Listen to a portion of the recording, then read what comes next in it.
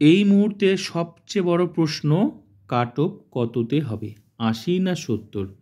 Gadget কি পরিবর্তন হবে? ভেরিফিকেশন লিস্ট কবে দেবে ইন্টারভিউর জন্য? পুরোটা নিয়ে এই ভিডিওটা, তোমরা ভিডিওটা একটু মন দিয়ে দেখো, সব কিছু তোমাদের ক্লিয়ার হয়ে যাবে। যতদূর খবর, ৮০তেই কাট অফ হচ্ছে, ৮০তেই ভেরিফিকেশন লিস্ট হচ্ছে। খুব তাড়াতাড়ি তোমরা লিস্ট পেয়ে যাচ্ছ ভেরিফিকেশন। তোমরা তোমাদের পড়াশোনা চালিয়ে যাও। যারা ভালো পরীক্ষা দিয়েছো, বিভ্রান্ত হবে না, ভুয়ো খবরে বিভ্রান্ত হবে না। সেরকম কোনো অর্ডার নেই সুপ্রিম কোর্ট থেকে, সেরকম কোনো অর্ডার নেই কলকাতা হাইকোর্ট থেকে যে কেসের জন্য নিয়োগগুলো পিছিয়ে যাবে। কোনো সেরকম অর্ডার নেই। কেউ দেখাতে পারবে না তোমাকে যে কেসের জন্য ভেরিফিকেশন লিস্ট আটকে যাবে বা পরে বার হবে। কোনো কিছুই নেই। সুপ্রিম কোর্ট থেকে পরিষ্কার করে বলা আছে, নিয়োগ তোমরা তাড়াতাড়ি করো ৩১শে ডিসেম্বরের মধ্যে। আর তোমরা এটাও দেখবে মাঝে মাঝে সুপ্রিম কোর্টে কেসগুলো ওঠে, আবার উঠবে। এই তোমার ২৪-২৬ নভেম্বর মাসে সুপ্রিম কোর্টে আবার উঠবে। তো এগুলো উঠতেই থাকে সেখান থেকে বারবার। সুপ্রিম কোর্ট কিন্তু একটাই খালি কথা, কোনো কেস শুনতে চায় না সুপ্রিম কোর্ট। পরিষ্কার একটাই কথা, অনেক হয়েছে, নিয়োগটা তোমরা কমপ্লিট করো। তাহলে আর কি? তাহলে সুপ্রিম কোর্ট থেকে কিন্তু কোনো বাধা নেই। আর এই যে গ্যাজেট, এই গ্যাজেট কিন্তু সুপ্রিম কোর্ট থেকেই কিন্তু পাস করা। সুপ্রিম কোর্ট তো গ্যাজেট যখন পাস করেছে, সেখানে প্রত্যেকটা বিষয় নিশ্চয়ই ভালো করে দেখেছে। তুমি যখন খাতা দেখবে, তুমি যখন টিচার হবে, যখন কোনো স্টুডেন্ট পড়িয়ে, মনে করো তুমি মাধ্যমিক খাতা দেখলে, উচ্চ মাধ্যমিক খাতা দেখলে, তখন খাতাটাকে তুমি না দেখে নাম্বারটা বসাবে? তুমি 40 দিলে বা 50 দিলে বা 60 দিলে, যাই দিলে না কেন, খাতাটাকে এমনি এমনি দেবে কি? নিশ্চয়ই প্রত্যেকটা লাইন বাই পড়ে পড়ে তুমি দেখে, তবেই তো তুমি 60 দিয়েছো। তো গ্যাজেটটা পাস করেছে মানে কি? গ্যাজেটটা পাস করিয়ে নেওয়া হয়েছে। আমরা কোথাও আগে যখন আমরা স্টুডেন্ট লাইফে ছিলাম, কোনো কিছু, এখন তো সেলফ অ্যাটেস্টেড, আগে হচ্ছে টিচারের মাধ্যমে, হেড স্যারের কাছে বা প্রিন্সিপাল বা হেডের মাধ্যমে সেটাকে অ্যাটেস্টেড করাতে হতো। তো উনি কি অ্যাটেস্টেড যে করতো, তো কীভাবে করতো? নিশ্চয়ই তোমার অরিজিনাল ডকুমেন্টসগুলো দেখতো, তবেই তো একটা যে সিগনেচার করতো। তো ঠিক তেমনিই তো এই যে গ্যাজেটটা আছে, গ্যাজেটটা আমরা তর্ক বিতর্ক করতেই পারি, তর্ক হতেই পারে। গ্যাজেটটা না দেখে পাস করে দিয়েছে, এটা হয়? তুমি, তোমার কাছে কেউ সিগনেচার চাইলে তুমি না দেখে সিগনেচার করে দাও, নাকি বিষয়টা কী লেখা আছে সেটা দেখবে? তো সুপ্রিম কোর্ট গ্যাজেটে তো প্রত্যেকটা বিষয়ই তো লেখা আছে, লিখে আছে, আছে বলেই তো গ্যাজেটটা পাস করেছে।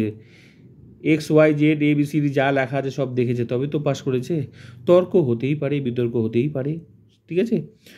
তো সুপ্রিম কোর্টের নির্দেশে সেগুলো হয়েছে, হচ্ছে।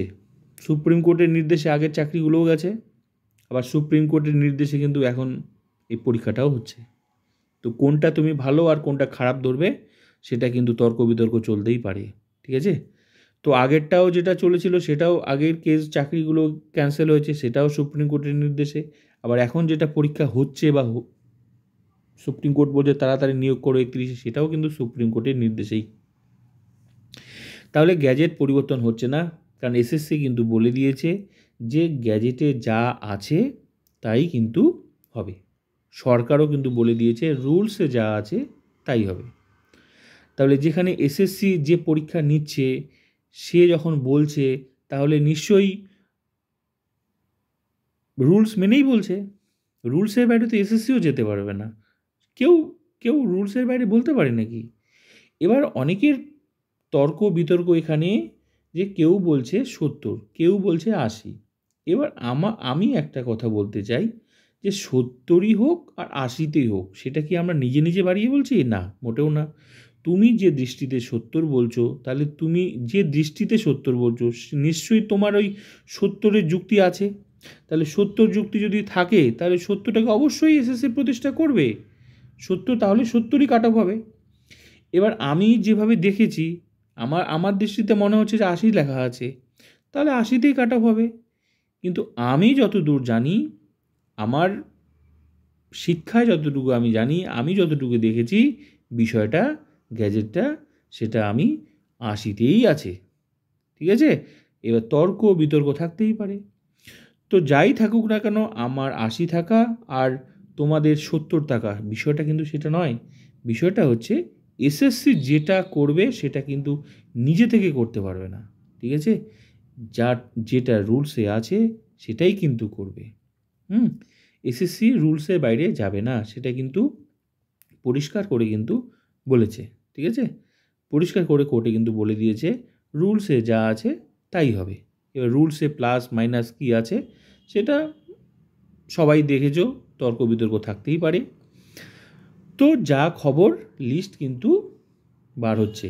লিস্ট খুব তাড়াতাড়ি, যেহেতু ভেরিফিকেশন কিন্তু হচ্ছে 17 তারিখে, তাহলে ভেরিফিকেশন 17 তারিখে, এটা কিন্তু এসএসসি কিন্তু নোটিশ কিন্তু আগেই দিয়েছে।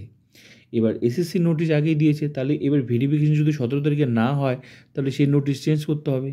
এবার সেই চেঞ্জ করতে গেলে তো আবার একটা নোটিশ দিতে হবে, তাহলে তোমরাও বুঝতে পারবে যে নিশ্চয়ই পিছিয়ে যাচ্ছে। তো যতক্ষণ না পিছিয়ে যায় ততক্ষণ পর্যন্ত তোমাদের কিন্তু পড়াশোনাটা চালিয়ে যেতে হবে। কারণ এই যে মাঝখানে এই যে মানে সোশ্যাল মিডিয়াতে বিভিন্ন ধরনের খবর হবে না, পিছিয়ে যাবে, এর ফলে কী হচ্ছে বলো তো? এর ফলে কিন্তু পড়াশোনাটার মাঝখানে কিন্তু বন্ধ হয়ে যাচ্ছে। মানে বারবার করে মাইন্ড সেট আপ করার একটা ব্যাপার থেকে তো আমি তোমাদের বলছি, যারা ভালো পরীক্ষা দিয়েছো তোমরা কিন্তু তোমাদের কিন্তু স্টাডিটা কিন্তু চালিয়ে যাও, না হলে কিন্তু বিপদে পড়বে, ঠিক আছে? আর ডকুমেন্টস যেগুলো আছে, তোমরা যতটুকু পারবে জোগাড় করে নাও। লিস্ট আজ কাল পরশু যে কোনো মুহূর্তে। কেন? কারণ 17 তারিখে যদি হয় তাহলে এই 1-2 দিনের মধ্যেই দিতে হবে, ঠিক আছে? আজকাল যে কোনো মুহূর্তে কিন্তু তোমরা লিস্ট পেয়ে যাবে। তো যা খবর ছিল আমি তোমাদের সামনে শেয়ার করলাম, যতটুকু খবর এই মুহূর্তে এই পর্যন্ত যা খবর সেটাই আমি শেয়ার করলাম। 80তেই কাট অফ ভেরিফিকেশান লিস্ট, আর লিস্ট খুব তাড়াতাড়ি নিয়ম অনুযায়ী কিন্তু এসএসসি কিন্তু করবে, যা আছে গ্যাজেটে তাই। এবার সেটা প্লাস আছে না মাইনাস আছে সেটা তর্ক বিতর্ক থাকতেই পারে, কিন্তু যা আছে তাই।